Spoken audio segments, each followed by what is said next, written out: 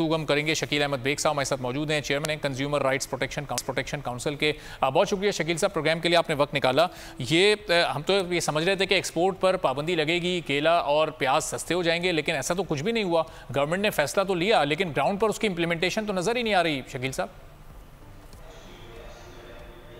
कि ये फैसला बहुत लेट हुआ है। अगर ये फैसला शाबान शुरू होते ले लेते तो फिर इसकी ज्यादा इसका जो है ना फवायद सार्फिन को मिलते, लेकिन चूंकि ये फैसला अभी हुआ है तो लेकिन इसमें थोड़ा सा वक्त लगेगा। रीजन ये है कि एक तो चूंकि इसमें प्याज जो है उसमें वो भी है, चूंकि बलोचिस्तान में जो बारिशें हुई है ना, एक तो वो गीली प्याज बहुत आ गई है हमारे पास इस वक्त, और दूसरा मसला ये कि जो थोड़ी सी हमने हमारे हमसाया ममालिक से आ रही है तो वो भी इंपोर्ट होके आ रही है। लेकिन हो क्या रहा था कि इंपोर्ट होके उसके बाद एक्सपोर्ट बहुत हो रही थी, बहुत बेतहाशा यहाँ से अफगानिस्तान जा रही थी और दीगर जगहों पे जा रही थी। लेकिन अब इसके असरात अगर मिलेंगे भी हमें तो मेरा ख्याल है कम से कम एक हफ्ता जरूर लगेगा। लेकिन बचत बाजारों में किसी हद तक इसकी कीमतें कम करवाई गई हैं। जाहिर सी बात है कि जब एक चीज मंडी में नीलामी हुई उसकी, तो उसकी नीलामी हुई कम पैसों में, लेकिन हम जब रिटेल की सतह पे पहुंचे तो रिटेल में 280 से लेके 300 रुपए किलो की बिक रही थी, जबकि नीलामी उसकी हो रही थी वो 200 रुपए की हो रही थी। तो आप प्रॉफिट देखें ना कि रिटेल की सतह पे प्रॉफिट कितना गलत रखा जा रहा है। और मैं ये समझता हूं कि इस वक्त कमिश्नर कराची, जैसे कि उन्होंने मीटिंग में भी हमसे कहा कि मैं जिस तरीके से दूध की कीमतों को मैंने कंट्रोल किया, उस तरीके से मैं सब्जी और फ्रूट वालों को किसी सूरत मदर पितर आजाद नहीं छोड़ूंगा। तो मेरा ये ख्याल है कि उनको इस तरफ काम करने की जरूरत है, क्योंकि अगर इस तरह नहीं करेंगे तो आज पहला रोजा है। आप यकीन करें कि जो केलियां, मैं लफ्ज केला नहीं कहता, केलियां, छोटी छोटी केलियां इस वक्त वो 200 रुपए पे चली गई हैं, जबकि आज से 2 दिन पहले वही केला आपको आराम से 100 रुपए डजन मिल रहा था। तो कहने का मकसद ये है कि ये एक ज्यादती है, हर मरतबा ये नाजायज मुनाफाखोर, यकीन करें जो रहमतें तो बड़ी प्लानिंग के साथ किया गया। शाबान के आखिरी हफ्ते में केला मार्केट से बिल्कुल गायब था, आपको नजर ही नहीं आ रहा था फ्रूट वालों के पास केला, और फिर जब वो एकदम से स्टोर किया हुआ केला मार्केट में वापस आया तो वो दुगना हो चुका था उसकी कीमत। वो 80 रुपए वाले की कीमत अब आप देखें कि वो 200-220 में मिल रहा है। अफसोस के साथ मैं कह रहा हूं ना, मकसद यह है कि मुझे तो एक बात समझ में नहीं आती कि हम गवर्नमेंट की तरफ ही देखते हैं, क्या हम पैसे तो इंसान का एक दूसरे की तरफ नहीं देख सकते? क्या हमारा अपना फर्ज नहीं बनता है? यकीन करें इतना दुख होता है, लोग ऐसे ऐसे मैसेज हमें भेज रहे होते हैं कि ये देखिए जनाब के शैतान तो बंद हो गया, ये शैतान कौन सा निकल कर आ गया। अफसोस के साथ मैं कहूंगा, मेरी तमाम ताजिर बरादरी के कई अच्छे लोगों से भी बात हुई जो नई मुनाफाखोर हैं, जो प्रॉपर काम कर रहे हैं, वो खुद बड़े परेशान हैं। वो कहते हैं कि हमें समझ में नहीं आ रहा। लेकिन एक चीज मैं यहाँ पर बता दूं कि इस पे कमिश्नर कराची को क्रैक डाउन करने की जरूरत है। क्रैक डाउन करना कोई मुश्किल नहीं है।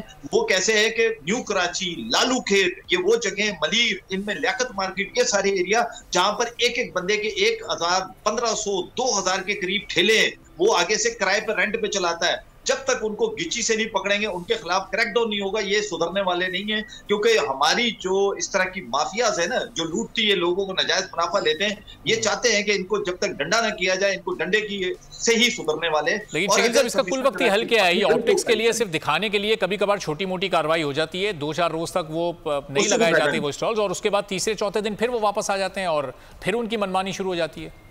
बिल्कुल सही कह रहे हैं आप, और उसका वो फायदा भी नहीं होता। देखिए, अगर 50,000 का 1 लाख रुपए का फाइन हो गया ना, तो वो फाइन भी उन्होंने मेरी जेब से निकाल लेना है। मसला यह है कि एक प्रैक्टिस जो अभी इन्होंने शुरू की है, जो कल हुई है, उसमें इन्होंने जो मार्केट्स है, असिस्टेंट कमिश्नर और मुख्तार कारों ने लिए, उसमें जाकर ये आधा घंटा पौना घंटा खड़े हो रहे हैं कि ताकि हम उस कीमत पर बिकवाएं।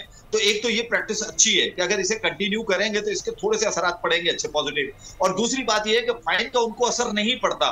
वो कहते हैं जुर्माना कर दो, हमने फिर निकल जाएगा, इधर मजिस्ट्रेट इधर निकलता है, या टीवी चैनल, आप अगर बोल टीवी जो प्रोग्राम कर रहा होता है, जैसे ही आप कैमरा हटाते हैं उसके बाद फिर से वो महंगा हो जाता है। या अगर हमारी टीम वहां चली जाती है, जब उस वक्त तक टीम खड़ी रहती है, चीजें सही मुनासिब कीमत में मिलती है। जैसे ही टीम हटती है उसके बाद मसला, पता है क्या मसला, ये है कि हमारे यहाँ लोग इस चीज को एहसास नहीं करते कि रहमतों बरकतों का महीना है। ये सिर्फ उनके लिए नहीं कि जो रोजा रख रहे हैं, वो खुदारा आप भी इस चीज को सीख ले, समझ ले कि जनाब अगर कोई अच्छे मुनासिब कीमत आप रख ले, मुनासिब प्रॉफिट ले ले। और आपको हैरानगी होगी कि जो प्राइस लिस्ट बनाई जाती है फ्रूट की और इसकी वेजिटेबल की, यकीन करें ये बिल्कुल प्रॉपर तरीके से बनती है। इस प्राइस लिस्ट के अंदर कोई किसी किस्म का मार्जिन नहीं होता, नीलामी होती है, और नीलामी के अंदर बाकायदा इनका जो आड़ती होते हैं, उनका माशाखोर, उनका 6% कमीशन भी डाला जाता है, उसके बाद वो रेट शहर तक आते हैं।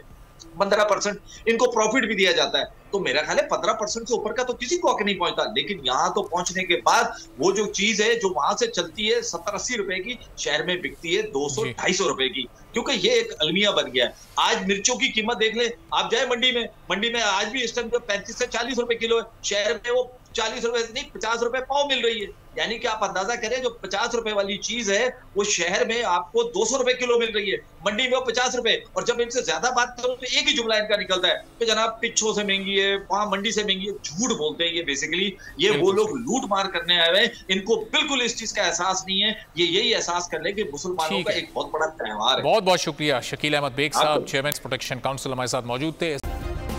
सब्सक्राइब करें और बेल दबाएं ताकि कोई खबर रह न जाए।